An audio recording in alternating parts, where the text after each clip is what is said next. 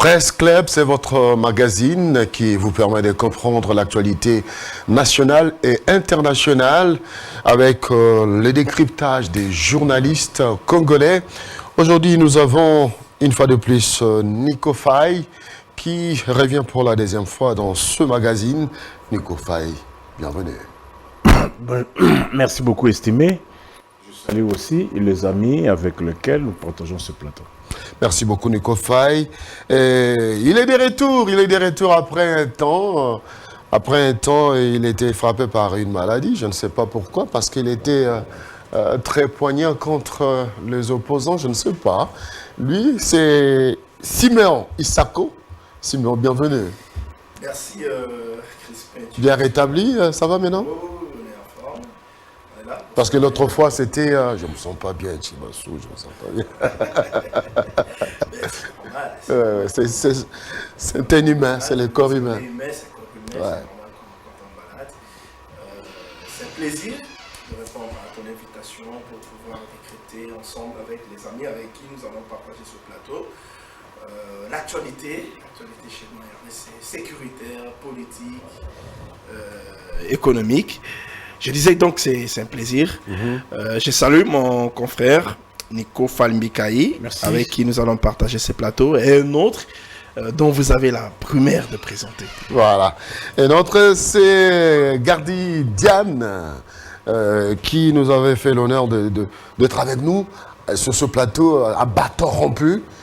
Voilà, une émission très appréciée. J'ai reçu même le coup de fil de l'ex-ministre du développement rural, l'ex-ministre d'Itakuira, qui avait jugé vos arguments très poignants. Et lui, c'est Gardidiane. Bienvenue. Merci beaucoup, Crispin Chibassou. Merci surtout à l'occasion que vous nous donnez de pouvoir parler de la République démocratique du Congo. Je profite pour saluer non seulement mes co-débatteurs, mes estimés confrères, mais aussi des milliers de téléspectateurs de cette émission, surtout ceux qui suivent en dehors de la République démocratique du Congo, et dire pourquoi pas merci à M. Bitakwira que je connais très bien et que je salue en passant. Voilà.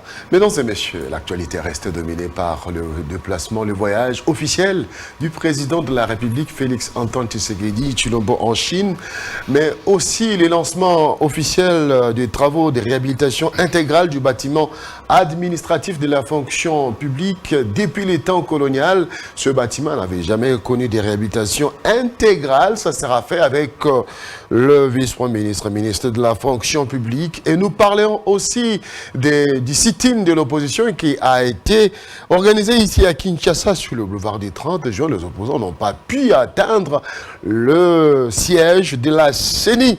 Et tout de suite, on va prendre cet élément, ce qui est notre libre opinion de ce magazine. L'élément, c'est le lancement des travaux de réhabilitation du bâtiment administratif de la fonction publique par le vice-premier ministre, ministre de la fonction publique, Jean-Pierre Liaou, qui est engagé dans la réforme de l'administration après avoir réhabilité, remis en marche le processus de la mise à la retraite digne des agents et fonctionnaires de l'État, après avoir rabattu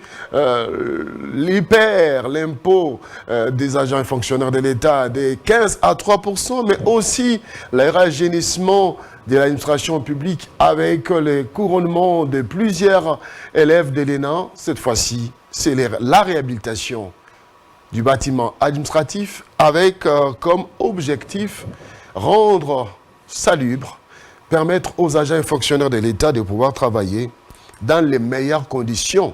Et ce travail débuté à Kinshasa se poursuit déjà en province avec le projet de 145 territoires mené de main de maître par le chef de l'État, Félix Antoine Tshisekedi Tshilombo. Suivons cet élément.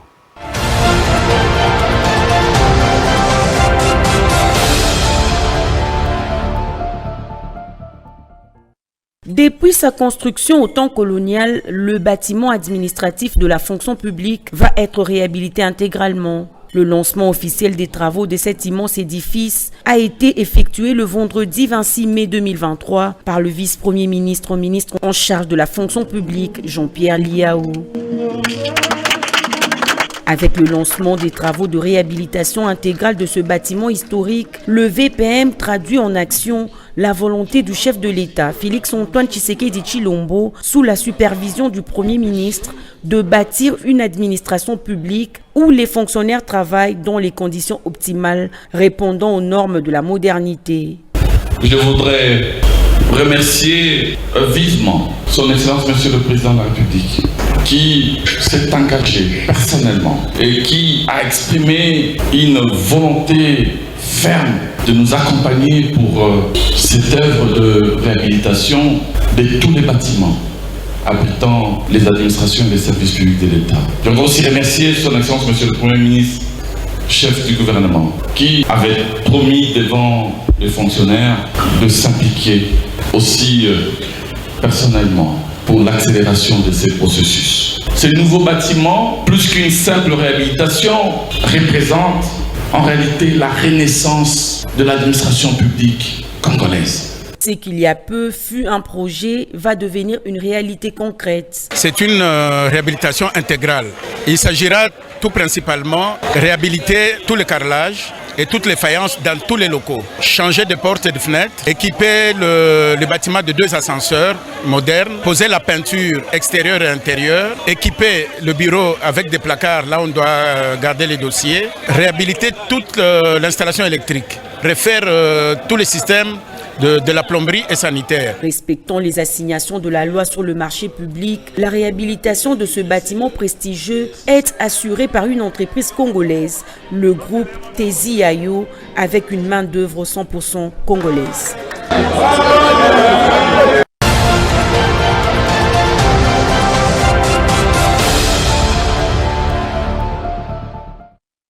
Gardi Diane, en République démocratique du Congo, on a besoin de l'administration publique forte pour redorer l'image de l'État congolais.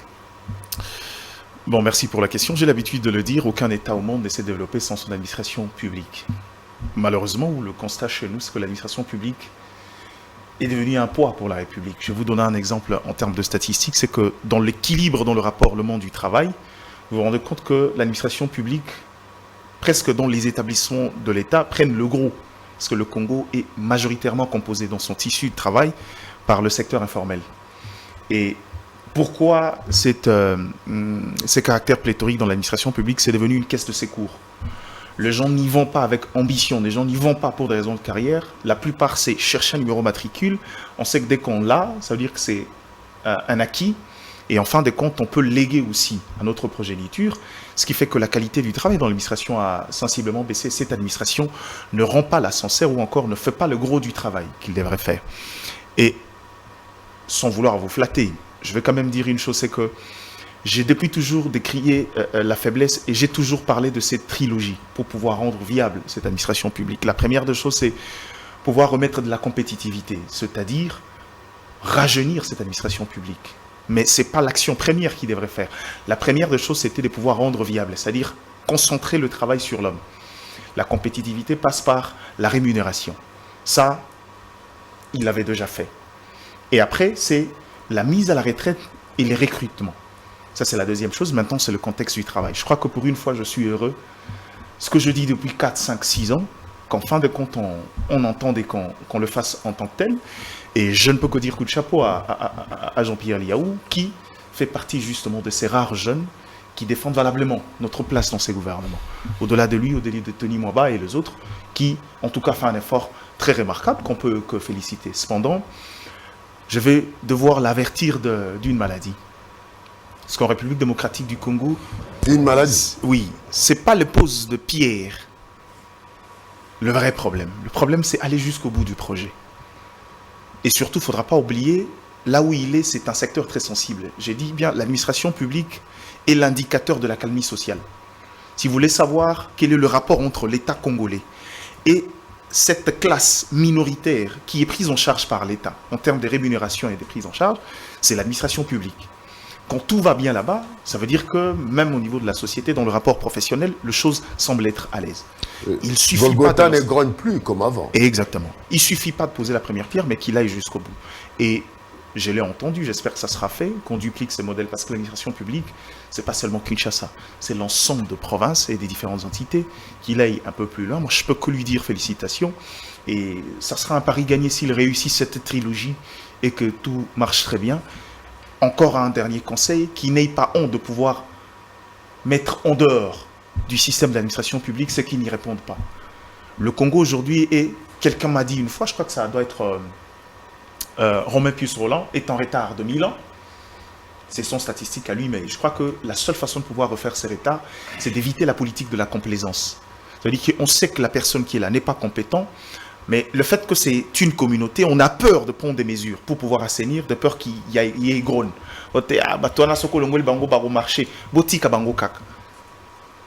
C'est malheureusement la maladie qu'on a longtemps vécu. Il est dans cette logique avec les rapports de l'IGF qui a démontré beaucoup de choses. Beaucoup de choses.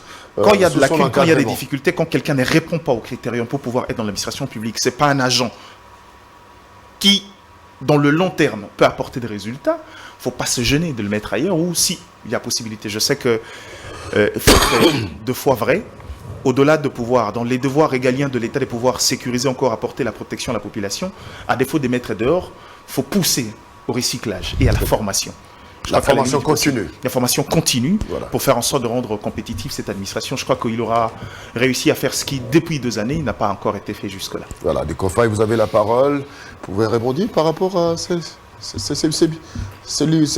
libre opinion. Merci beaucoup, estimé, pour l'opportunité.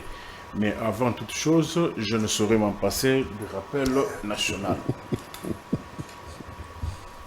Mon peuple doit retenir qu'à ce jour, il reste 204 jours pour la tenue des élections à l'avenant de la date du 20 décembre de l'année pendante. Mais il faut nuancer. Ça, c'est pour la tenue des élections. Mais quant à la fin de mandat, il reste 239 jours parce que la fin de mandat interviendra le 24 janvier 2024. 1260 jours depuis que le régime nous a mené la mésaventure de Covid-commerce. Vous savez, aujourd'hui, Covid, commerce, il y avait une surenchère, les millions de la Banque mondiale sont arrivés. Vous savez ce qu'on en avait fait. La preuve en est que le ministre de la Santé d'alors a eu même à passer des jours au CPRK à Makala, mais au finish, il est sorti étant donné qu'il est membre du parti présidentiel. Mais les millions de la Banque mondiale ont disparu. Mais le comble est que beaucoup qui ont travaillé pour cette équipe de riposte de Covid ne sont jamais été désintéressés. Nicofaï, vous avez dit ça l'émission passée. S'il te plaît, la répétition est la mère de science. À moins que vous puissiez vous réinventer là-haut. 760 jours depuis que Michel est à la tête du gouvernement au Congo-Kinshasa. Mais il faut souligner qu'au moment où nous parlons, à l'aéroport, on continue à percevoir l'argent. Sans quittance, 10 000 francs, 7 000 francs, Bacheloso, tu voyages. Alors, maintenant, aborder l'actualité. 360 jours depuis que notre Bunangana échappe au contrôle de Kinshasa. On ne connaît pas l'administration, bien les pouvoirs publics qui sont là-bas. 60 jours depuis que la population de la commune de Nsele et Nkama Singayinga a été mis dehors. Plus de 350 maisons. Et ces maisons ont été, cette concession avait été acquise vers les années 88 et on avait donné acquis à plus ou moins, aux enseignants de plus ou moins 50 écoles de la ville de Kinshasa. Aujourd'hui, il y a une dame qui se réclamerait de la famille Timothée Mouleka. Même situation aussi au quartier Plaza, communément appelé Kengo, quartier Canada. La famille Kengo réclamerait, on dérange la population là-bas. Même situation au quartier Mpassa 1, la famille Mobutu qui réclamerait aussi ce site et la population est mise mal à l'aise.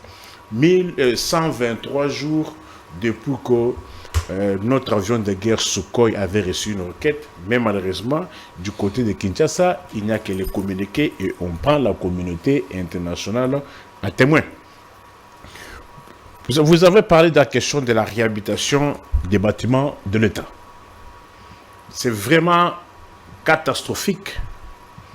D'abord, en ce 21e siècle, pour réparer, pour réhabiliter une bâtisse, l'on doit encore poser une pierre.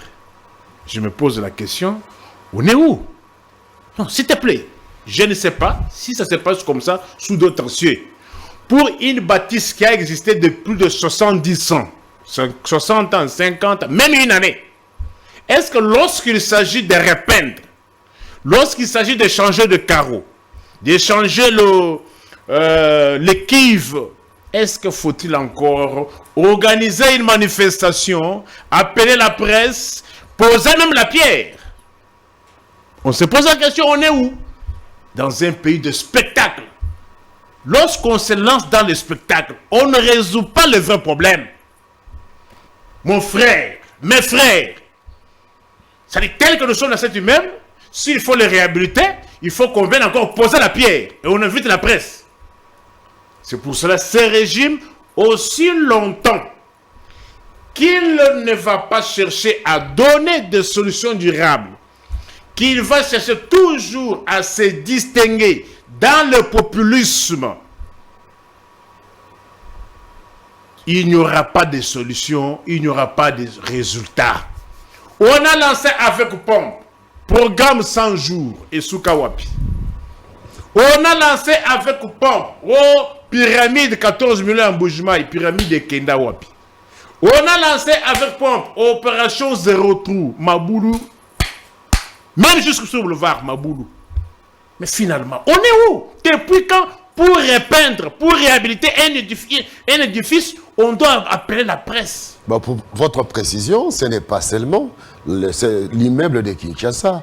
C'est le bâtisse, même en province, on va construire. Donc, la symbolique, c'est la réhabilitation intégrale du bâtiment administratif à Kinshasa. Mais le processus, c'est aussi en province, avec le projet de 145 territoires. C'est-à-dire... Donc, on construit aussi d'autres bâtiments en marge de la réhabilitation. C'est-à-dire, d'où la pose de la première pierre. Selon vous, Nakela Sobino Botanga, s'il faut réhabiliter une bâtisse à Kinshasa, il faut poser la pierre. Et que cette pierre qu'on va poser concerne aussi les autres peut-être constructions qui vont intervenir dans les provinces. On inaugure. On lance les travaux là où les travaux commencent. Là où il y a les travaux, non? S'il faut peut-être construire un bâtiment administratif à Lualaba, ou bien à Djokopunda, ou bien en Boujma, je commandais, là où ça n'a pas existé, c'est un bâtiment qu'on pose la première pierre. Est-ce que maintenant va-t-on appeler sur la première pierre? Congolais, régime, maintenant parce qu'on dit la première pierre. Bon. Maintenant qu'il y a une bâtisse depuis de 60 ans, on va appeler ça première pierre? Ça ne vous enchante pas de voir qu'il y a quand même une personnalité, un vice-premier ministre qui prend le courage de réhabiliter un bâtisse qui a depuis des générations, des régimes et des régimes, qui n'a pas été réhabilité, mais lui, il en fait. Et vous trouvez ça? Vous trouvez que le côté Pierre qui vous intéresse? Non! Lorsqu'on est gérant, on est appelé à donner des solutions durables. C'est quoi le pas le spectacle auquel on nous fait assister par ce régime. On a posé la première pierre au Kakobola. On est où? Kakobola? Eh non, quoi? Les barrages là... Bon, le nom est parti. Le nom est parti. Alors, on a lancé des travaux comme ça avec pompe. Mais est-ce que les Congolais posent-nous des questions? Donc, on ne doit pas lancer les travaux avec pompe. Alors, même dans l'étymologie, on dit on pose la première pierre. C'est là où il y a un fond. Mais maintenant qu'il y a une bâtisse, vous allez prendre sa première pierre. Et la première pierre, à quoi? C'est symbolique, Nico. Symbolique par rapport à quoi? Éviter la politique spectacle. Voilà, la politique spectacle. C'est un sujet de biscuit, on va passer. Et je n'ai pas encore fini. Je crois que... on ne va pas rester sur ça. Vous n'allez pas... C'est-à-dire, j'ai fini par là. Oui. C'est-à-dire, Si on va aller par exemple au tribunal de grande instance de Kinshasa-Kinkole, là où les audiences se tiennent presque dehors, où pendant la journée, on allume la torche pour que les juges voient, on doit encore poser la première pierre. On doit aller à la cour d'appel de Kinshasa-Gombe ici, où les audiences se tiennent même dans les bureaux des divisionnaires, on doit poser une pierre. C'est-à-dire, partout où il y a les édifices ont existé, on doit poser les pierres, selon votre logique. Je crois que c'est à ce niveau-là que Nicole Fambikaï n'a pas saisi la dimension culturelle de la pose de la pierre. Il dit quelque chose de vrai, mais le problème c'est qu'il mélange. Parce qu'on pose une pierre pour lancer un projet ou construire quelque chose qui va naître de terre. Mais tout à l'heure, il va donner un élément essentiel. Un projet qui s'étend sur l'ensemble du territoire national. Il y a réhabilitation du bâtiment administratif à RDC, mais dans la plupart des zones reculées, c'est des constructions de nouveaux bâtiments. Puisqu'on ne peut pas poser des pierres à chaque fois où on ira construire dans le coin de la République, on le fait symboliquement à Kinshasa pour lancer le travaux. C'est une question de culture, il n'y a pas de science derrière. Malheureusement, c'est qu'il ne faut pas mettre de l'intelligence dans des éléments d'ordre culturel. Merci beaucoup. On va passer cet élément. Merci beaucoup. Il y a des bâtiments qui seront rénovés, mais il y a des bâtiments qui naîtront de terre. Voilà. Pour faire d'une pierre plusieurs coups. Ouais, mais vous êtes retrouvés. Allez-y, Sako. Non, j'avais d'abord permis. Ah oui, vous avez permis. Je pensais que vous ne vouliez pas. Non, bon, de toutes les façons, il a tout dit sur ces sujets. Nico a parlé d'un véritable spectacle, mais il a oublié que les 5 chantiers, c'est aussi un véritable spectacle. La révolution de la modernité de Kabila que tu soutiens, c'est un véritable spectacle. Tu fais les comparaisons, il le fait. Plus de 365 millions de dollars américains pour une nouvelle aérogare qu'on n'a jamais vue. C'était un véritable spectacle. Bukangalozo avec Matata qui est devenu l'opposant modèle, qui n'a jamais... détourné selon vous, c'était un véritable spectacle. Donc il ne faut pas nous parler des spectacles. On en a vécu assez sous le régime Kabila. Mais moi j'ai mon biscuit. Allez-y. Je prends la Constitution, l'article 13. Il dit ceci. Aucun Congolais ne peut, en matière d'éducation et d'accès aux fonctions publiques, ni en aucune autre matière, faire l'objet d'une mesure discriminatoire qu'elle résulte de la loi ou d'un acte de l'exécutif en raison de sa religion, de son origine familiale, de sa conviction sociale, de sa résidence, de ses opinions ou de ses convictions politiques, de son appartenance à une race, à une ethnie, à une tribu, à une minorité culturelle ou linguistique. J'aimerais parler ici, j'aimerais dénoncer en fait l'apologie que le parti Ensemble pour la République de M. Moïse Katumbi est en train de faire. L'apologie du tribalisme. Le parti de M. Katumbi fait l'apologie du tribalisme. Comme le secrétaire général de l'UDPS l'a alerté hier, eh bien, nous risquons d'assister à des scènes telles que ça a été les quoi au Rwanda avec la radio Mille Collines. Ça peut aller comme ça. On en a vu, je crois, les 20, les samedis derniers, ce qui s'est passé dans une chaîne de télévision locale. Ça peut partir comme ça.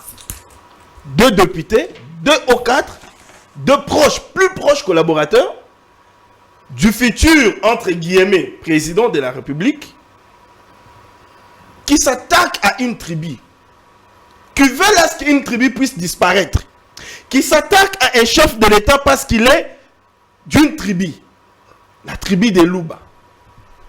Et Moïse Katumbi a décidé de se taire. Là, il ne dénonce pas, je dirais comme Augustin Kabouya, même la communauté internationale qui a toujours fustigé les discours de haine tribale, ne l'a pas dénoncé. 2 poids, 2 mesures. Eh bien, c'est l'occasion ici de dire aux Congolais que nous devons être éveillés. Voilà les types. On doit sauvegarder la cohésion nationale. Les types de personnes qui veulent nous diriger demain. Voilà. C'est pourquoi j'adhère à l'idée d'Augustin Kabouya. C'est quoi l'idée? De demander, de réclamer, pas même demander. réclamer, exiger les sanctions internationales contre M. Moïse Katumbi. Parce que Katumbi aujourd'hui s'affiche en menace à l'unité nationale dans notre pays. C'est une menace pour l'unité nationale, la cohésion nationale de notre pays. Katumbi s'affiche aujourd'hui en menace. Il menace notre cohésion nationale. Et pareille personne, nous devons mettre à l'écart. Et nous sollicitons de la communauté internationale des sanctions contre M. Katumbi. Parce que si cela n'est pas fait, on comprendra bien que la communauté internationale est derrière M. Katumbi et qu'ils sont en train de permettre qu'il y ait des divisions à RDC, de sorte que, parce que la communauté internationale, en fait, l'Occident et consorts, veulent toujours avoir une mainmise sur la RDC. Ils ne peuvent bien exploiter illégalement nos minerais que lorsque les Congolais sont divisés. Et pour ce faire, ils doivent passer par un Congolais. Donc nous allons comprendre noir sur blanc qu'il passe par Moïse Katumbi pour pouvoir diviser la RDC, si il ne les sanctionne pas. Merci beaucoup. C'était là votre livre opinion. Cette fois-ci, nous allons prendre notre grand dossier du jour. Le premier grand dossier, bien sûr, la République démocratique du Congo, c'est 115 millions d'hectares de forêts, soit 47% des forêts africaines. C'est le deuxième poumon vert de la planète après l'Amazonie. L'avenir, c'est l'intelligence artificielle par laquelle la technologie joue un grand rôle de premier plan. Ce sont aussi les batteries électriques dans lesquelles cobalt constitue un composant essentiel. Le lithium, le cobalt, la cassitérite, les coltans notamment, sont en train de remplacer progressivement le pétrole dans l'industrie automobile et dans les nouvelles technologies. Celui qui les aura sous contrôle aura l'avantage géostratégique et économique dans le monde dans un proche avenir. Dans cette configuration, la République démocratique du Congo doit savoir tirer les dividendes de ses ressources. C'est pourquoi les déplacements du Félix Antoine Tshisekedi Tshilombo en Chine, président de la République, qui a signé plusieurs mémorandums avec le gouvernement chinois. Nous en parlons avec mes invités ici sur place sur le plateau. Le premier mémorandum signé, c'est mémorandum d'attente sur l'investissement et l'exploitation écologique des ressources naturelles. Gardidiane. Bon, merci pour la question. Je crois que je me pose par où je devrais commencer quant à ces sujets. Il est vrai qu'aujourd'hui, j'ai l'habitude de le dire, le Congo est l'économie de demain. Le Congo, comme en 2008, s'approche d'une révolution qui, une fois avec une bonne politique, nous permettra de pouvoir gagner un palier dans les perspectives et nos perspectives d'avenir. Il y a une révolution d'ordre technologique qui approche et le Congo a un rôle important à jouer au regard de ces matières stratégiques. Il est vrai qu'aujourd'hui, il est bien la Chine, sans fausse modestie, se positionne en pôle position pour pouvoir être un géant sur les questions d'ordre économique, notamment dans l'industrie de l'automobile. C'est vrai que Tesla est là, mais la Chine garde quand même une main sur l'industrie automobile et que le Congo a le droit de pouvoir... Le rapprochement entre la Chine et la RDC avec Félix Tshisekedi, c'est la révisitation du contrat chinois ou quoi? Parce qu'on parlait ici de ce mémorandum coopération bilatérale signé sur le plan de l'exploitation écologique des ressources mines naturelles. Je ne pense pas. Le contrat chinois était un contrat de partenariat sur un axe bien défini. Un projet de différentes constructions, c'est-à-dire dans un cadre de partenariat public-privé. Si vous voulez, on peut revenir sur les termes de ces contrats, mais je ne pense pas qu'aujourd'hui, négocier des nouvelles dispositions avec la Chine, c'est forcément pour nous emmener vers une révisitation du contrat chinois tel qu'édité la dernière fois. Mais je crois que c'est un surplus. Dans la logique de choses, je crois qu'aujourd'hui, le Congo a le droit de pouvoir se positionner pour pouvoir jouir et bénéficier des différents pourvoyeurs dans cette dynamique et dans cette révolution technologique qui arrive. Cependant, j'ai quand même un seul bémol que j'ai dit régulièrement. La meilleure possibilité qui nous permet de pouvoir jouir de notre potentiel, ce n'est pas forcément le rapprochement avec le potentiel pourvoyeur ou le potentiel partenaire. La première des choses, c'est une politique interne qui commence par pouvoir identifier les différentes composantes, les différentes compétences et différentes possibilités de rapprochement en interne. Je prends un exemple. Quand on parle de la question écologique, l'écologie aujourd'hui est une question qui fait partie des objectifs de développement durable, qui est devenu presque un idéal pour l'ensemble du monde. Le Congo est le deuxième poumon. Ok. Après l'Amazonie. Après l'Amazonie. On sort, d'ailleurs, à ce niveau-là, il y a un débat. Après le feu de forêt qui a frappé presque le Brésil aujourd'hui, la capacité de la couverture de l'Amazonie, il est possible que le Congo reprenne la première place. Mais là n'est pas le gros problème. Le gros problème, c'est qu'en interne, je prends d'abord le problème, c'est que les différents fonds d'accompagnement dans les questions environnementales, on est allé dans les COP, je crois que c'est COP 26 cette fois. On a très mal négocié. Pourquoi? Parce que la RDC, fort de sa place, continue à vouloir être accepté d'être mis dans un package avec les pays pauvres. Nous, en temps normal, quand il s'agit des questions de l'environnement, on ne peut pas rester dans ce box-là. Parce que notre rapport sur l'espace mondial est beaucoup plus considérable. À la limite, si on doit prendre cette place, un peu comme lors de la COP 21, où la RDC a assumé la présidence de ces États-là, il faut que nous soyons justement cet État qui tire vers le haut, les États africains. Mais en grande partie, ici, j'ai comme l'impression qu'on reste dans la dimension protocolaire. C'est une très bonne chose de pouvoir le faire, mais je crois que le chef de l'État, une fois revenu à Kinshasa, il y a meilleure chose à faire sur la dimension technologique. Il faut que l'État congolais essaye de mettre en place des agrégateurs, des incubateurs mettant ensemble les intelligences à ces niveaux-là et définir une véritable politique interne. Je sais que les gens vont me dire, non, on a le ministère du numérique aujourd'hui. Ok, c'est une bonne chose. Mais je ne pense pas que le Congo avait besoin d'un ministère numérique. Pourquoi? Le Congo avait besoin plutôt d'un ministère de l'économie digitale. Économie digitale. Pourquoi? Parce que, à mon sens, il a un caractère un peu plus large. Le numérique, c'est les plateformes. Le numérique, c'est justement ces espaces virtuels qui nous permettent aujourd'hui d'interagir. C'est bien la loi sur le numérique, c'est des approches d'ordre judiciaire. Mais aujourd'hui, le Congo a besoin de mettre en place des intelligences capables de nous permettre, non seulement dans la dynamique étatique, mais même dans les considérations d'ordre privé, de promouvoir ces gens qui peuvent occuper la place dans l'économie digitale. Il ne faut pas qu'on souffre, un peu comme avec le mine. Mais ici, nous sommes dans le rapprochement avec la Chine qui... Je suis juste. Allez-y. Dans mon analyse, le rapprochement, c'est bien, parce que la Chine peut être un partenaire de taille. Si vous voulez, je peux vous le dire avec le détail. Le Congo, aujourd'hui, dans ses différentes approches d'ordre économique, même le matière première qui est le soubassement, on a souvent tendance à avoir des problèmes avec nos partenaires traditionnels. L'Occident, à chaque fois, on tente de vouloir en gagner plus en changeant des horizons. Il y a meilleure chose à faire aujourd'hui d'établir déjà un rapprochement avec la Chine. Question de pouvoir définir déjà une politique qui nous permettra de tomber d'accord avec même nos partenaires traditionnels. Je ne suis pas de ceux qui estiment qu'il faut isoler ces gens-là. C'est bien, mais ce n'est pas, pour moi, le gros du travail. Le gros du travail commence en interne. J'ai fait une approche comparative avec le secteur minier. On n'a pas su profiter de nos mines parce qu'on est resté dans l'approche production. Le Congo devrait aller dans la chaîne des valeurs. Et j'ai l'impression qu'on veut refaire la même bêtise. On permettra à la Chine de pouvoir venir s'approvisionner en uranium et en lithium pour aller fabriquer des gadgets qui nous reviendra avec des coûts exorbitants. Si vous voulez les statistiques, aujourd'hui, le Congo est un État où le coût du téléphone mobile est plus cher que la plupart des autres États en Afrique. Pourtant, le gros de matières premières proviennent de chez nous.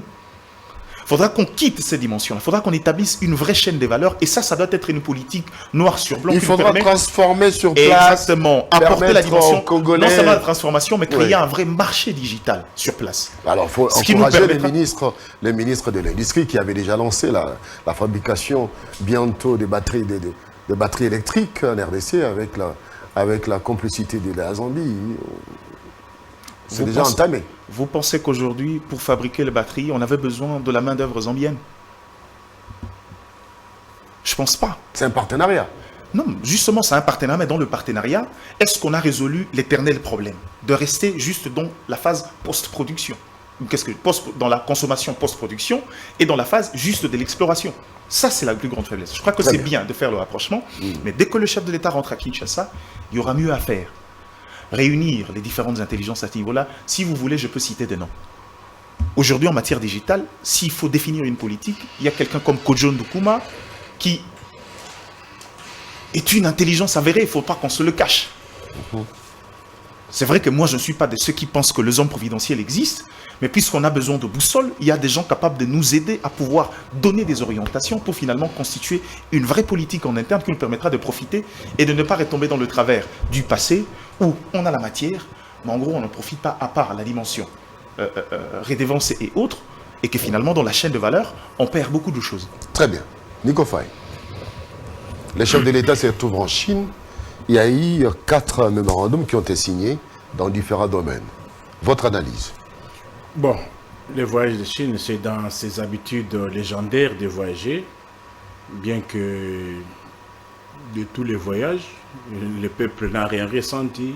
A contrario, ce sont des millions de ces derniers appauvris, sous-payés, payés de manière irrégulière, qui est son argent. Un pays ne se développe pas en vase clos. Non, s'il te plaît, je vais vous dire, donner quelques cas de figure. Tu peux me dire le nombre de pays pour que la Chine devienne ce que c'est, le nombre de pays que Mao Tse-tung avait visité? Ça sera difficile pour moi. Ils ont eu une bonne question, moi j'ai la réponse. Ça sera difficile pour moi. Vous avez la réponse, vous avez la réponse. Mais j'aimerais d'abord revenir sur ce que j'ai entendu sur ce plateau. On a lu une disposition légale constitutionnelle là-bas, mais je ne savais pas pourquoi. Quel est le sens par rapport à ce que nous disions? J'ai lu la disposition pour faire allusion à ce qui s'est fait au sein du parti Ensemble. Parce qu'aujourd'hui... Mais finalement, c'est mon temps, non? Non, je mérite... Non, j'ai dit, je n'avais pas compris. Parce qu'aujourd'hui, le chef de l'État est combattu par Katumbi. Tu t'es perdu si tu parles du chef de l'État. Non, je voudrais dire ça. Il est combattu. Vous n'êtes là que pour faire il est combattu parce qu'il appartient à une tribu. Or, la Constitution, dans son article 13, lisez la disposition. dans son article 13, lisez la disposition. je vais lire la disposition pour que tu comprennes bien. Aucun Congolais ne peut, en matière d'éducation et d'accès aux fonctions publiques, ni en aucune autre matière, faire l'objet d'une mesure discriminatoire qu'elle résulte de la loi ou d'un acte de l'exécutif, en raison de sa religion, de son origine familiale, de sa condition sociale, de sa résidence, de ses opinions ou de ses convictions politiques, de son appartenance à une race, à une ethnie, à une tribu, à une minorité culturelle. Voilà, merci. Donc, ce n'est pas parce qu'il appartient vous ne commentez pas. Qui ne plaît pas à tel, qui ne plaît pas à X, qui doit être combattu. Merci. C'est justement ce que nous dénonçons. Très bien. Parce que si vous l'entendez dans la bouche de tous les hauts cadres des Ensemble pour la République, Moulouba, Moulouba, Moulouba, Moulouba. On les combat parce qu'il est Louba. Et là, ils sont en train de violer une disposition de la Constitution. Très bien. Nico Faye, vous avez compris. Ce que vous devez retenir, que l'infraction... C'est un discours de haine qui doit être combattu. L'infraction est individuelle. Que ce soit 10 membres sur 9 membres sur 10 de Ensemble aient tenu ce discours-là. Mais si la seule personne n'a pas retenu, il ne sera pas tenu pour responsable. Mais comme vous avez cité, Kabouya dont vous avez cité, on l'a vu ici à Kinshasa, promettre aux gens que les pouvoirs pour lesquels nous sommes battus plusieurs années, au Batuba Koufela, Toko Kababa Machette, ici à Kinshasa. Vous l'avez bien compris. Une plainte même avait été déposée. Par qui? Le procureur avait... Ne posez pas de questions, laissez-les développer ses moyens. Allez-y. Moi, je ne parle pas d'ensemble. Je dis l'individu Kabouya à Kinshasa. Il a tenu des propos que Bako Kababa Machette. Et cela doit être emboîté par les autres. S'il te plaît, moi, je n'ai pas encore... Lui, il a généralisé. Mais moi, je dis l'infraction est individuelle. Ça n'engage que les auteurs. Mais quant à faire... il n'y a pas une machination. Pour que non, que l'ensemble c'est une personne morale. C'est Moïse qui est devant l'action. Laissez-lui développer ses moyens. Allez-y. L'infraction, c'est que vous avez dit, l'infraction est individuelle. La personne morale chez nous, jusqu'à la preuve du contraire, elle ne commet pas De toutes les façons, ces personnes ont été frappées par les institutions du pays. Alors, mais néanmoins, les propos de Kabouya, et lorsqu'aujourd'hui, on voit les membres du progrès, force de progrès, avec les machettes, aux côtés des agents de l'ordre, on peut arriver à quelle conclusion? Moi, je pense on peut arriver à quelle conclusion? C'est faux comme information. On peut arriver à quelle conclusion? Les vidéos circulent. Il n'y a jamais. Ce sont des montages. Ce sont des montages. Il n'y a jamais eu de membres de force de progrès avec des machettes. Attendez, je vous donne raison, mais est-ce que doit-on, nous, journalistes, faire l'apologie des machettes? Parce que c'est dangereux en tant que leader. C'est dangereux, hein? En tant que leader d'opinion, que nous puissions mettre ces débats sur la place publique. Non. Je pense qu'on doit, toute proportion gardée, prendre de la hauteur, que nous soyons au-dessus de tout cela. S'il vous plaît. On avance, ou nous revenons sur notre sujet, s'il vous plaît. Alors, je suis en train de me dire, Antoine veut quoi? C'est-à-dire, si vous prenez le nombre de voyages qu'il a effectués, vous divisez fois le nombre de jours qu'il a passé au pouvoir, vous verrez que, je dirais même que les voyages ont pris presque un tiers des jours déjà passés à la tête du pays. Quelle est l'analyse que vous faites de son voyage en tant que... Par rapport aux mémorandums qui ont été signés pour le pays? Je prends d'abord les voyages en général. Tous les voyages qu'il a effectués en général. Il a trouvé un pays entier. Aujourd'hui, le pays est saucissonné. Il est toujours dans les voyages. L'insécurité dans le Grand Bandundu. Il est toujours dans les voyages. L'insécurité aujourd'hui à Kinshasa. Il est toujours dans les voyages. Mais quand est-ce que lui va se mettre au Congo pour donner des solutions? Les dirigeants, mon frère, sont tenus à l'obligation des résultats. Depuis que vous avez commencé vos prétendus voyages, qu'est-ce que le peuple congolais a bénéficié? A contrario, les niveaux de vie qu'il avait trouvé en 2019, le pouvoir d'achat qu'il avait trouvé, aujourd'hui, le pouvoir d'achat du Congolais s'est amenuisé. Mais il est toujours dans les voyages. Donc, il est dans les voyages. Un chef d'État... Vous avez parlé de coq, s'il te plaît. Non, en tout cas, je vous relance. Vous m'interrompez. Je vous relance. Est-ce qu'un chef d'État ne peut pas faire des voyages? Combien de voyages? Pour quel résultat? Combien de voyages? Pour quel résultat? Est-ce que peut-être, je suis en train de lever... Les dirigeants sont tenus à l'obligation de résultats, pas à l'obligation de moyens. C'est-à-dire, n'a voyagé au Memeli Batumapa. Papa, au moment où il a ton oui. N'a pas que Ozonga. Et Ozonga n'a pas acheté à Pembe, on est à supermarché, on a. Bana au CP là. Papa Zongi, nous allons essayer. Mais les notes, depuis qu'il a commencé à voyager, Mboke Zako Kende, insécurité, et comme il y a un canal de ça, mais il est toujours dans le voyage. Alors, nous nous posons la question, c'est le tourisme, la mendicité ou bien c'est autre chose? Merci beaucoup. Parce que de tous ces voyages, le peuple congolais n'a bénéficié de rien. À contrario, ce sont les dettes. Il a trouvé 0 dette extérieure. Aujourd'hui, on est à plus ou moins 10 milliards de dollars qu'il a contracté. Très bien. Alors, de tout cela, nous pouvons nous poser la question. Il voyage avec notre argent, c'est notre argent. Nous devons nous poser la question.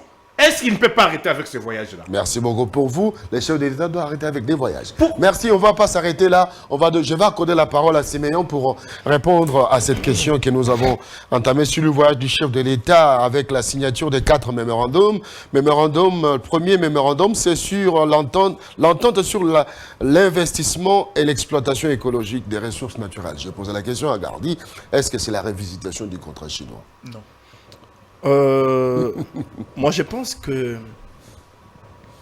en allant en Chine, il y avait déjà des révélations qui ont été faites ici chez nous, au pays, au sujet du contrat RDC-Chine, qu'il fallait à tout prix révisiter parce que les rapports de l'IGF l'avaient ainsi demandé, le gouvernement lui-même a examiné, on a trouvé que c'était vrai, l'Assemblée, consort. Donc il fallait à tout prix révisiter. Parce qu'on a toujours dit que c'était un contrat léoné. C'était un contrat léoné signé par M. Kabila et ses acolytes. Ça n'a pas profité au pays. Depuis 2018, il n'y a eu que des détournements Et ils n'ont jamais réussi à justifier l'argent qui a été mis à leur disposition. La Chine non plus n'avait pas fait suffisamment sa part. Et il fallait revoir. Il fallait revoir tout cela, il fallait rediscuter, revoir tout cela, de sorte que la RDC puisse être rétablie dans ses droits. Et il fallait quelqu'un de courageux, quelqu'un de déterminé. Et le chef de l'État est en Chine pour ça? Il est en Chine notamment pour ça. Quelqu'un de courageux, quelqu'un de déterminé, pour pouvoir faire tout cela, pour que la RDC soit rétablie dans ses droits, parce que ça va finalement profiter au Congo et aux Congolais pour que nous puissions aller de l'avant. Nous puissions aussi développer notre pays dans différents... La révisitation doit se faire dans quels termes? Bon, les termes de révisitation, les chefs, je pense que les chefs s'est déplacé avec une forte délégation. Ouais. Les ministres des Mines, ministres du numérique, les ministres des... J'ai vu dans sa délégation beaucoup de ministres, et les noms viendront. Et communication et médias aussi? Communication et médias aussi, parce qu'il y a des contrats qui avec doivent la être RTNC, signés avec la chaîne nationale chinoise. la chaîne nationale chinoise. Et donc, c'est le gouvernement congolais et le gouvernement chinois, je dois être un peu honnête, que je ne sais pas dans quel terme le contrat sera révisité, mais au moins nous savons qu'il sera révisité parce que le chef de l'État l'a dit clairement que ça doit être révisité pour que cela profite aux Congolais. Mais moi, au-delà de tout ça, il y a aussi un aspect qui m'intéresse. L'aspect protocolaire de l'accueil du chef d'État. Tapis rouge, 21 canons tirés. Il faut le dire que... Il y a la symbolique dedans. Il faut le dire que nous l'avons vécu comme ça en 1974. C'est depuis Mobutu qu'on a vécu comme ça. Ça veut dire quoi? Il est considéré par les Chinois. C'est vrai que Kabila a été réussi aussi en Chine, mais ça n'avait pas pris la même proportion qu'aujourd'hui. Il y a du respect aujourd'hui. Les Chinois veulent obtenir quelque chose de nous et ils ont compris qu'en face d'eux, il y a un partenaire fiable, sérieux, qui mérite du respect. C'est pourquoi on a vu tout ce qui s'est passé sur le plan protocolaire. 21 coups de canon, tapis rouge et tout ce qui va avec. Qui s'en est suivi et donc qui va avec. Cela n'est pas à négliger, ça prouve même le sérieux qui est à considérer dans les contrats qui sera signé, je crois, qui a été déjà revisité entre les deux gouvernements. Alors, en marge de ces voyages, le chef de l'État, Félix Antoine Tshisekedi Tshilombo, a tenu un discours devant les compatriotes. Il a fait mention de l'organisation des élections. Le chef de l'État confirme qu'il y aura réélection en décembre 2023. Suivons cette déclaration. Police qui pendant 18 ans a été vidée de sa substance. On recrutait des jeunes gens qu'on habillait en uniforme sans formation, sans rien du tout, et qu'on envoyait comme ça au casse-pipe, comme on dit, pour faire des victimes, terroriser la population tout simplement. Nous avons donc hérité de ces gens que nous essayons maintenant de recadrer, de renforcer les capacités, etc. D'ailleurs, à ce sujet, l'académie de police qui était à l'abandon, qui devait être le don de l'Union européenne, qui avait été laissé à l'abandon depuis 2018. Enfin, moi, quand j'arrive en 2019, j'ai trouvé cette académie complètement à l'abandon. Nous sommes en train de la relancer grâce au partenariat avec nos amis des Émirats Arabes Unis, et très bientôt, elle sera pimpante et en capacité de pouvoir former davantage nos forces de police. On dénonce, mais le lendemain, on va s'enrôler et on prend la carte. On ne sait pas ce qu'on veut.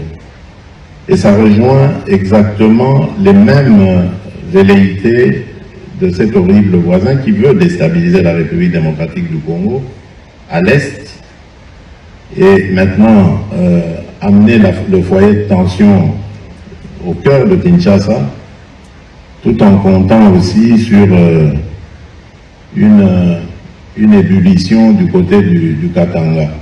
Nous sommes au courant de tout ça, ne vous en faites pas. et nous allons nous défendre bec et ongle. Ce dont je suis sûr, c'est que nous ne perdrons pas cette bataille. Les élections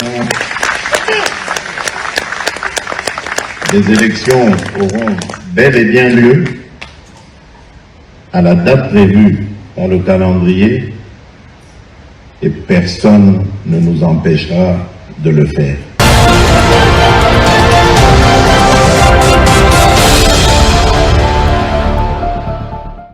Gardi, vous venez de suivre l'image, l'interview du chef de l'État, l'adresse du chef de l'État devant les Congolais en Chine.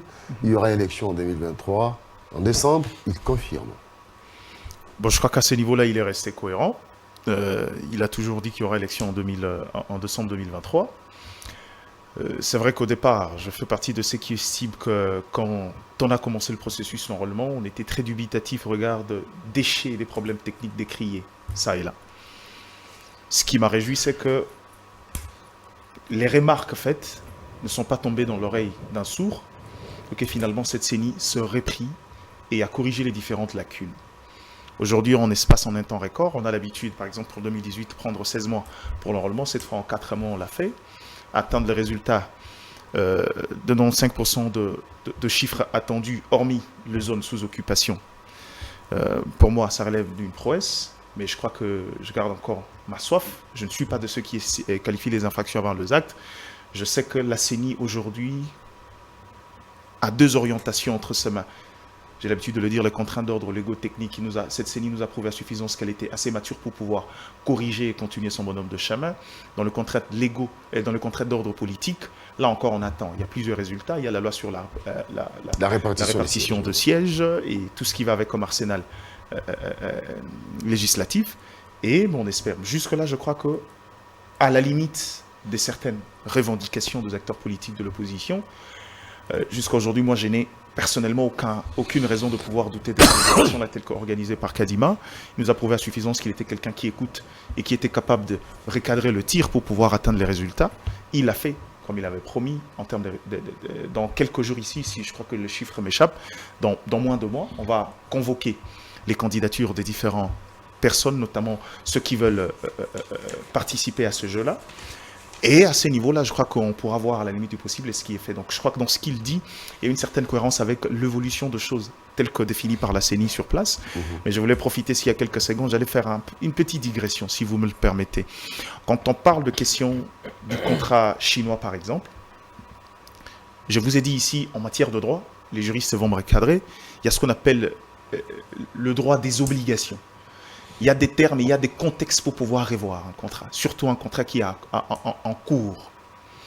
Les difficultés de ces contrats, c'est que les différentes sources ou le capital, dès lors que la difficulté était sur la somme voulue, une grosse partie de cet argent devrait provenir de la production des Sicomines, qui, de 2002, s'est mis en activité que presque dans les années 2016. Il y a des difficultés d'ordre technique. Révisiter, oui, je peux être d'accord parce que le chef de l'État plusieurs fois émis le vœu de pouvoir revoir ces termes-là avec la Chine. Ça avait déjà commencé ici. Plusieurs fois. À Kinshasa, déjà, il y a eu de contacts entre les directeurs de cabinet et la Chine. S'il y va pour finaliser, tant mieux.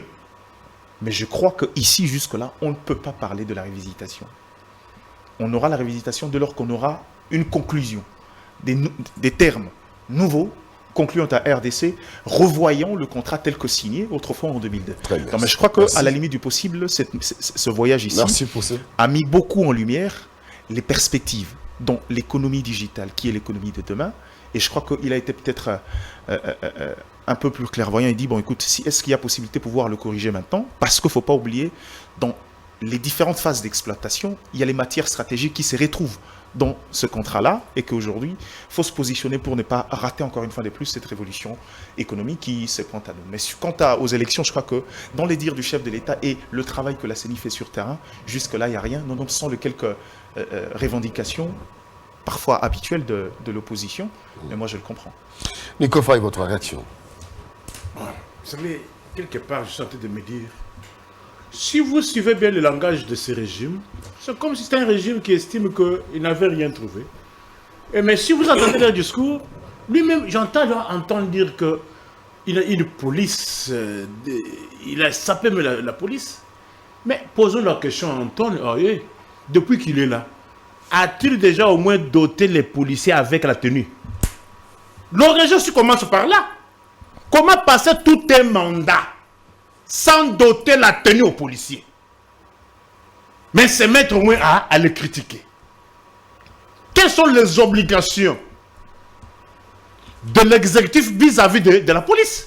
Il n'a pas parlé de police tant. Il a dit la police. Nous avons trouvé une police où on recrutait les gens qui n'avaient pas qualité. Mais je pose-nous la question aujourd'hui. Les gens qui l'ont recruté à la présidence ont-ils qualité? Les gens qui l'ont recruté à la présidence ont-ils qualité? Je donne une Qu'est-ce que c'est-à-dire? Mais non.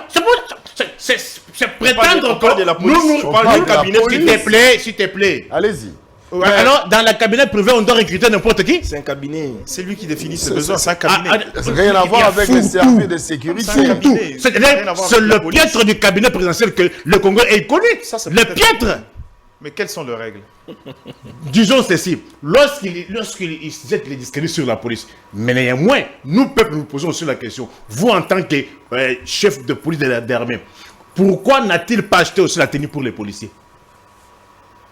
Vous êtes sûr? Mais les policiers sont là, non?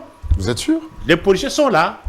Les policiers sont là. Vous avez mené des enquêtes. Aujourd'hui, il n'y a pas de tenue pour les policiers. Posons-nous la question que nous devons poser aux Congolais. Depuis que le régime de Maïgo et de Ram est là, a-t-il déjà acheté les tenues pour les policiers? Abordez maintenant la question. Et les bouts. Et les Y a-t-il un manque de tenues pour la police? Il confirme. Ils s'achètent. Les élections. Bami sombe la kaba tenue. Le tenue est comme 80 000 francs. Il y a un coutagi tenue 80 000 bouts de 40 000. Pour ton information, au Tchétémé, à la descente ici, tout le policier. La preuve en est aussi que nous avons mené aujourd'hui, nous sommes dans un pays où il n'y a pas de permis de conduire. Mais lui avait trouvé le permis de conduire. Alors, Nico Faye. Non, il avait trouvé le permis de conduire. Il a aussi les autres, dans le permis de conduire, c'est sous son pour la première fois. Pour la première fois. Alors. Pour la première fois que le Congo n'ait pas de permis de conduire sous le régime de père et de mère. Pour la première fois qu'aujourd'hui, dans les avions, on ne mange plus. Revenons sur l'actualité. Et il a parlé des élections.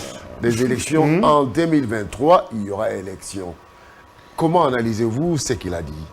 Non. Ce que le chef de l'État a dit. Les élections, ce n'est pas un cadeau de qui que ce soit. C'est une obligation constitutionnelle. Et si les élections c'était dans le délai, on doit s'en féliciter. C'est une obligation. Comment vous les Congolais, les choses normales, vous en faites anormales. Les choses anormales, vous les faites des choses normales. Dans quel pays où vous pouvez trouver un président non, ce sont des prouesses. Les prouesses, on vous attend sur quoi? Batoubalia. C'est ça les prouesses dans un mandat. Aujourd'hui, il y a campagne électorale en Turquie. Il y a campagne bientôt là aux États-Unis. On va dire que non, je dois m'en féliciter parce que on a respecté le délai constitutionnel. On doit vous dire, oui, vous avez pris le mandat. Mais au salaire nini na mandat au PSQ, 350 voyages, dépassement budgétaire, pays sans permis de conduire. Vous êtes déjà dans les bilans. S'il te plaît, j'ai dit ceci, parce que vous me voyez la question que non, les élections doivent se tenir, je dois m'en féliciter. C'est une obligation et sur laquelle on ne peut même pas discuter, il y a pas de 2 minutes. Nous devons parler. Le mandat là, qu'est-ce que vous en avez fait? C'est ça la question. Qu'est-ce que vous en avez fait? Le bilan. Voilà. Non, que je finisse. Non, allez-y. Je dois finir. Quand on parle de bilan, vous ne voulez pas qu'on parle de bilan. Vous ne voulez pas qu'on parle de bilan. Il mandat aux Ouaki élection. Au coût de dollars combien? 160 000 dollars, 235 000. C'est ça le bilan. Mais Nico Faye, alors, les gens qui nous souffrent, mais nous disent, mais Nico Faye revient toujours sur le même chose. J'ai dit, vous dites quoi? Il revient sur. Bon, quand on parle des mandats. Toujours sur le même quand chose. on parle des mandats. Analysons les. Oui, quand on analysons parle. avec d'autres faits. Avec d'autres concepts. Quand on parle de mandat, ouais. Vous voulez qu'on parle de quoi? Bon, le président a effectué plus de 300 voyages. Et le résultat, c'est quoi? Insécurité à Kinshasa. À Kinshasa. C'est ça le bilan, non? Le mandat. Je dis, Erdogan, va-t-il dire non, j'ai organisé des élections et pour vous devez mêler parce que j'ai à respecter la Constitution? C'est quoi ça, mon frère? Merci. C'est quoi ça? Permettez-moi. Et de deux. Non, ça c'est rare. Je vais vous intervenir ça dans l'autre sujet. Allez, je accorde la parole à Simon Isako. Vous avez la parole. Excusez-moi un tout petit peu là, mais vous voyez que Nico est agité. Il est agité. C'est sa façon de parler. Non. Vous savez pourquoi il est agité? Nico parle avec son cœur. Non. Voilà, vous savez pourquoi il est agité? Pourquoi? Mais parce qu'il est dans la confusion. Comment ça? Oui. Il a honte. Comment ça? Parce qu'ils ont tout fait. Ils ont tout fait pour empêcher la CENI d'évoluer avec son processus électoral. Ils ont tout fait pour qu'on n'en arrive même pas ici. Avec l'organisation des élections. Mais malheureusement, pour eux, ça n'a pas tenu. Ça n'a pas tenu. Mais ils sont dans la rue pour... Ça n'a pas tenu. Non, pas l'opposition est dans la rue pour demander la bonne tenue des élections. Quelle bonne tenue des élections? Qui leur a dit que déjà ces stades et les élections sont fauchées? Qui? Et quels sont les indicateurs qui prouvent que les élections sont fauchées? Ils ont crié ici, lorsqu'on a enrôlé, que les grands Kassai étaient gonflés gonflant en défaveur d'autres contrées. Mais la loi sur la répartition l'avant-projet sur la répartition des sièges nous a prouvé le contraire. Des statistiques publiées par la CENI nous ont prouvé le contraire. Les grands Katanga plus de sièges que les grands Kassai, que les autres provinces. Mais c'est logique parce que les Kassai sévissent. Voilà, c'est logique. Mais eux disaient que Kadima préparait la fraude. Avec ce qui s'est passé, on peut maintenant dire que Kadima avait préparé la fraude. Et qui avait raison? C'est Kadima qui disait qu'il n'est pas là pour préparer la fraude, plutôt pour organiser de bonnes élections, ou ce sont eux qui cherchaient des astuces pour ne pas aller aux élections. Ce qu'ils font, ce qu'ils ont fait, je crois, hier ou avant-hier, des sit-ins, ce sont des alibis. Ils ne veulent pas aller aux élections. Mais voilà. Ils ne veulent pas aller aux élections. Alors que la CENI... En abordant la question des sit-ins, mais pourquoi avoir empêché à ces leaders d'atteindre les sièges de la CENI? Il y a un arrêté. Comment analysez-vous ça? Il y a un arrêté du 30 septembre 2021 qui porte sur l'interdiction des manifestations publiques dans certaines zones de la capitale. Le caractère inviolable du siège de la CENI. Le siège de la CENI. Depuis les élections 2006, voilà. On a fait une zone stratégique. Le siège de la CENI. C'est juste une information. Non, l'arrêté est venu juste renforcer. Le siège de la CENI est inviolable. Ils le savent. Autant que le Parlement. Autant que le Parlement. En vertu de quoi ils voulaient aller là-bas. Et pourquoi ils voulaient y aller? Réclamer quoi? Des élections qui ne jouent pas en faveur de Tshisekedi. Parce que les statistiques nous l'ont prouvé. Ici, ils doivent, quand je dis ils, ça veut dire que Nico Falmbikaï et les autres, Katumbi, Fayulu, Kabila et les autres, doivent avoir la culture d'acceptation. Ils doivent accepter que le travail fait jusqu'ici par la CENI, c'est un bon travail. Nous devons applaudir l'équipe de Denis Kadima. Parce qu'ils nous ont prouvé que ce qui pouvait être bon travail fait, pendant qu'ils nous ont prouvé, disent que la révision, l'audit du fichier électoral n'a pas été fait par des bonnes personnes. Il faut qu'on se le dise, la vérité pour l'opposition. Non, mais c'est cet audit-là qui n'a pas été fait par des bonnes personnes qui a fait, qui a placé les grands Katanga au-dessus du Kassai. On peut se permettre de le dire, la province d'origine du chef de l'État. Donc c'est cet audit-là qui a favorisé les grands Katanga en défaveur de la province d'origine du chef de l'État. Mais c'est quelle manière de réfléchir?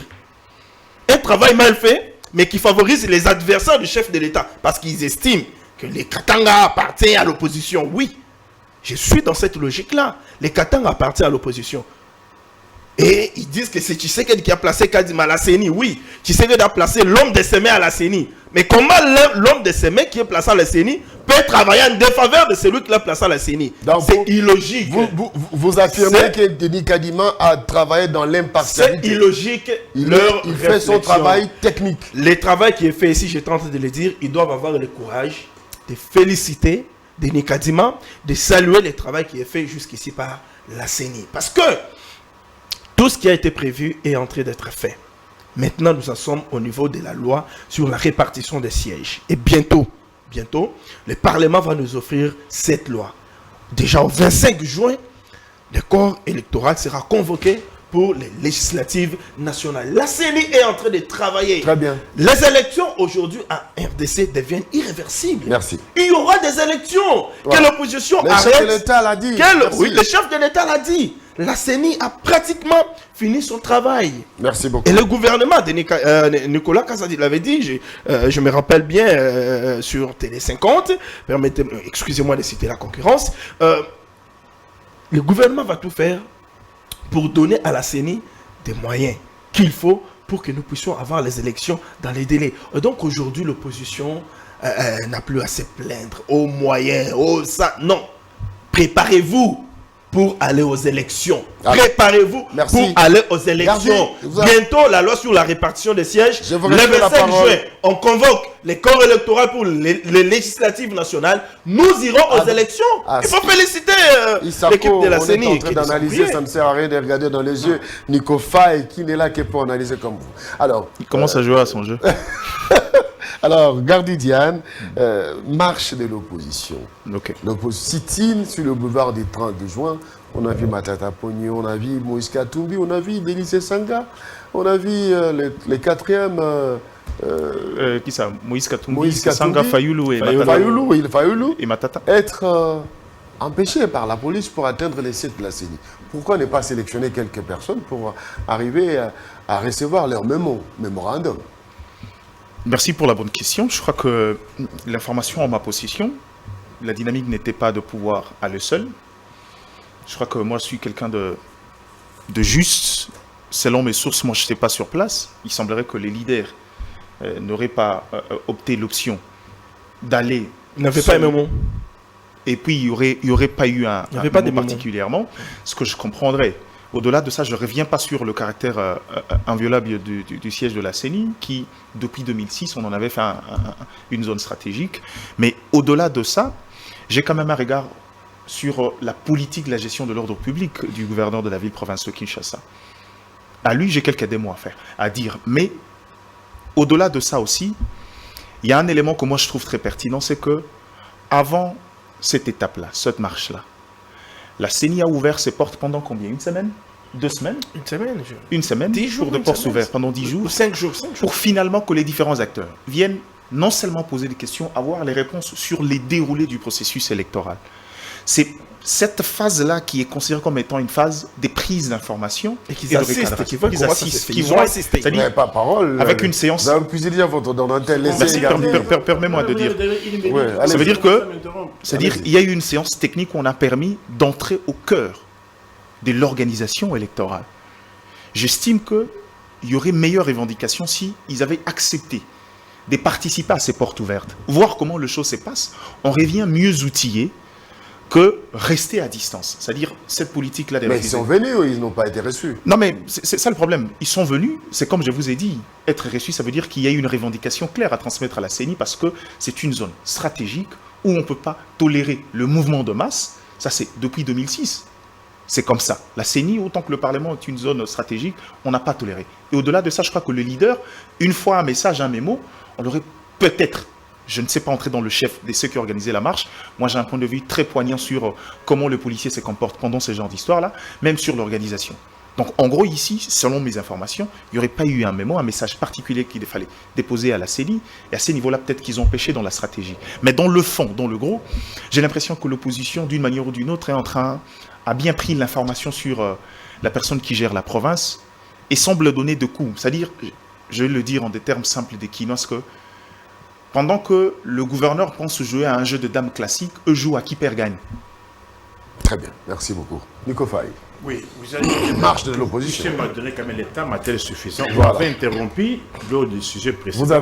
Vous avez 5 minutes. Alors, j'aimerais d'abord dire à Siméon, Lokuta et Tongambo Kate, il n'y a pas un contrat entre Kinshasa et Pékin.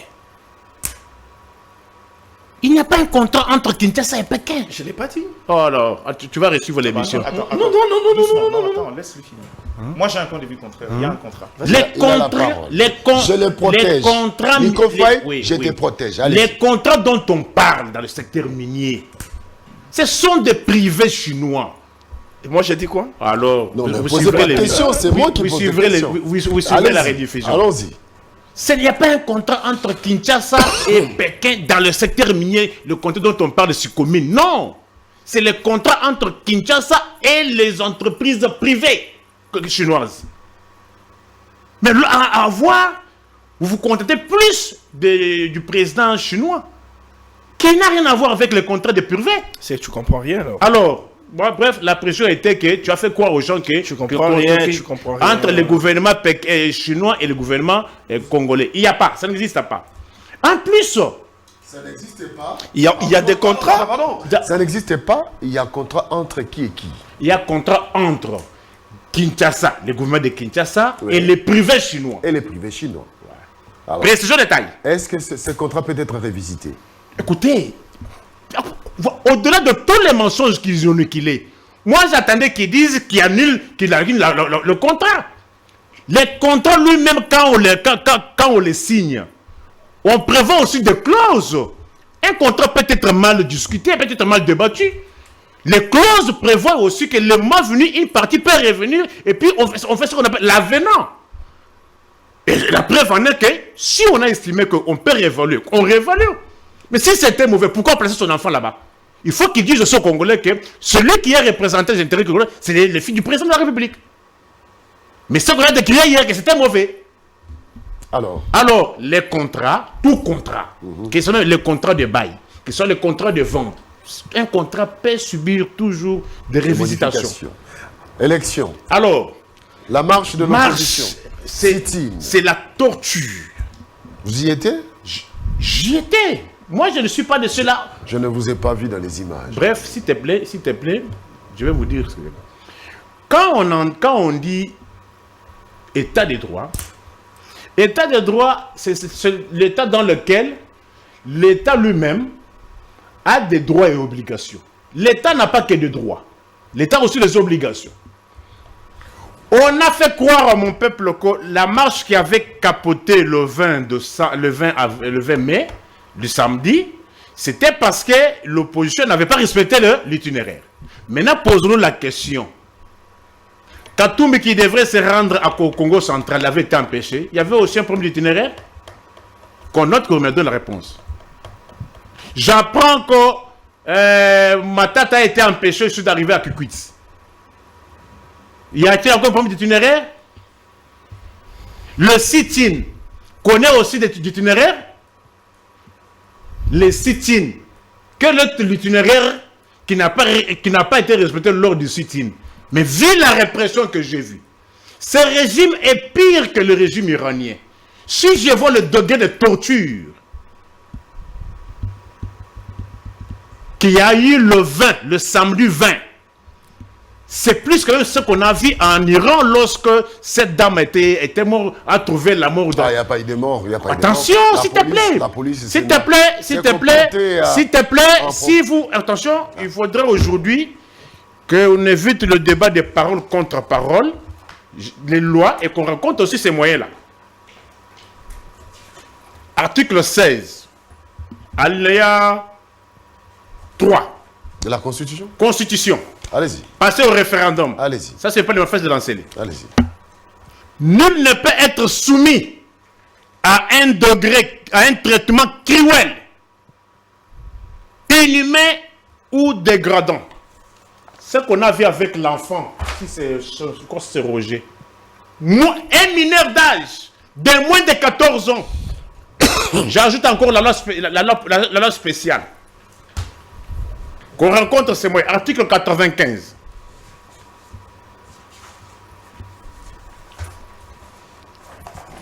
La loi numéro 09/001 du 10 janvier 2009 portant protection de l'enfant.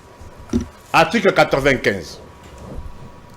L'enfant âgé de moins de 14 ans bénéficie en matière pénale d'une présomption irréfragable d'irresponsabilité. Article 96. Lorsque l'enfant devrait devant le juge à moins de 14 ans, j'insiste sur l'âge, parce que l'enfant mineur en général, c'est de 0 à 18 ans.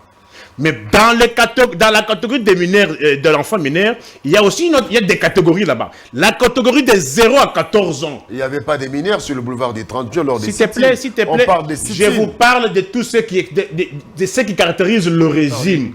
La même répression qu'on a assisté le 20, les tortures qu'on a assisté le 20, moi j'en ai vécu sur le boulevard, j'étais là. J'ai vu le malade qu'on a amené à l'hôpital chez Pissi. Ici, sur le boulevard, j'étais là, de visu. Je ne raconte pas les histoires que moi ne me rapporte pas. Moi-même, j'assiste. Écoutez la lecture, parce que vous n'aimez pas les textes. Les 20, c'était pas sur le boulevard. J'ai dit les répressions du 20 et du sit-in. J'ai dit ce qui caractérise le régime. Très bien. La torture. C'est moi qui pose des questions. Écoute, alors, lorsque l'enfant déféré devant le juge à moins de 14 ans, on met justement dit l'âge de 14 ans. Celui-ci le relaxe comme ayant agi sans discernement. Mais il n'a pas été arrêté cet enfant. La torture qu'on a, c'est cela.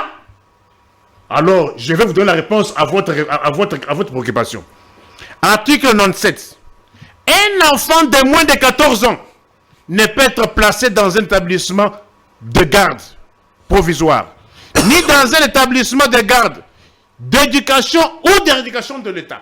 Article 100, je vous lis ce que la loi a prévu pour qu'un enfant de moins de... On n'a pas le temps, nous devons... Mais vous allez comprendre, lorsqu'on décrit le régime... Vous venez de lire. Maintenant, parlons de faits.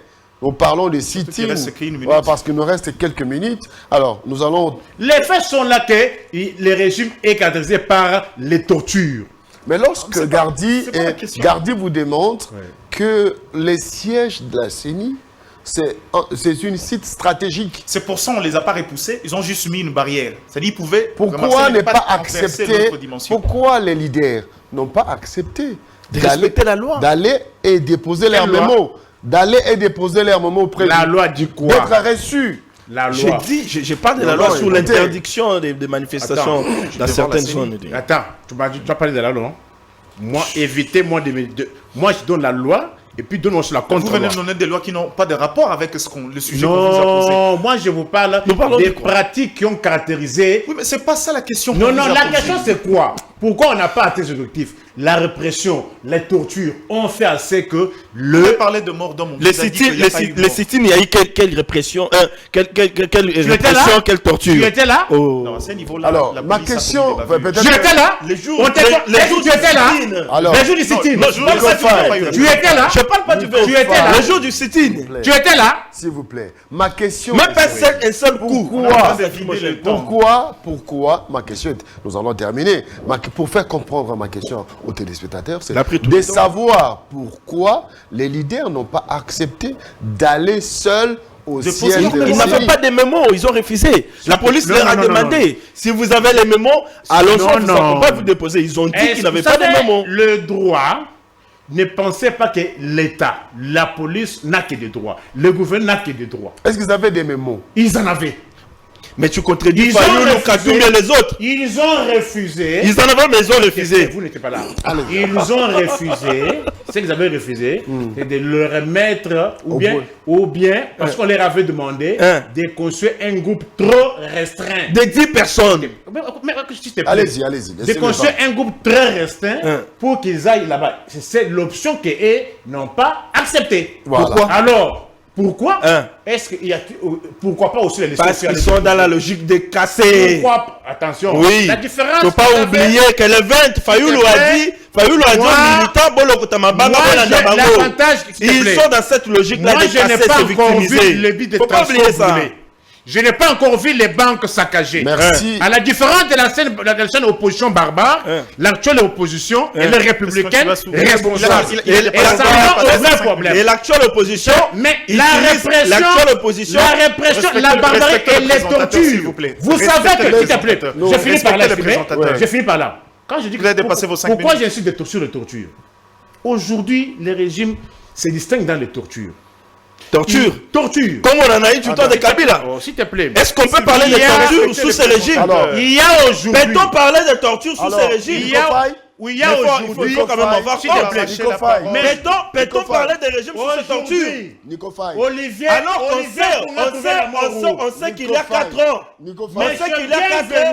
On brûlait les militants de l'UDPS vifs. Alors, arrêtez le le 28 avril. s'il vous plaît. Respectez les Il a trouvé la mort. C'est quoi que tu racontes ça? Scientifique.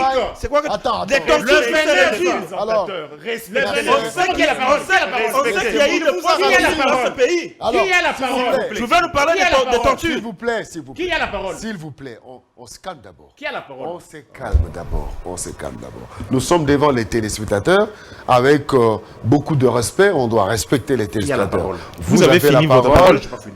Vous avez pris 9 minutes. 9 minutes d'antenne. Nous sommes à la fin de l'émission. Oui. Donc, on doit chuter.